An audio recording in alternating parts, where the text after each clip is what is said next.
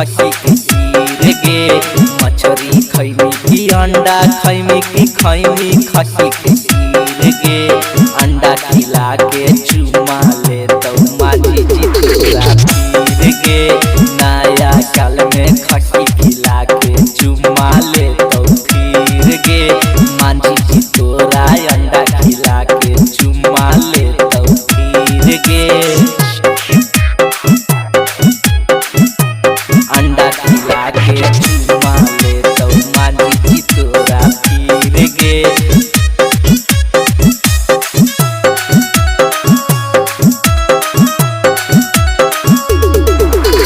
माझी जी हकौला भरवा छौड़ी के रोके नहीं दे रही हैं गे। दिलवा के हकौ बतिया जवन खुल के तू बताई हैं गे। दिलवा के हकौ बतिया जवन खुल के तू बताई हैं गे। माझी जी हकौला भरवा छौड़ी के रोके नहीं दे रही हैं गे। दिलवा के हकौ बतिया जवन खुल के तू बताई हैं गे। तोरा घुमैतौ नया साल में गिलास राजगीर के। तोरा घुमैतौ नया साल में गिलास राजगीर के। माझी जी तोरा अंडा खिला के चुमा ले तो फिर गे। माझी जी तोरा मछली खिला के चुमा ले तो फिर गे। माझी जी तोरा मछली खिला के चुमा ले तो फिर गे।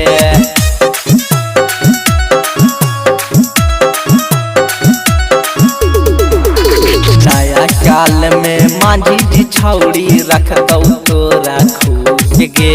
दारू पिला के ले तो उठवा तोरा चूस गे। तोरा चूस गे।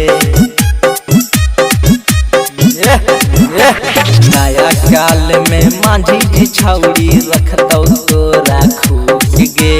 मुर्गा खिला के लहसुन बना के उठवा ले तो चूस गे। निमरी बिहरिया जैतौ सीधे का बुझाई नीर गे। निमरी बिहरिया के बुझा हाही का छौड़ी फाके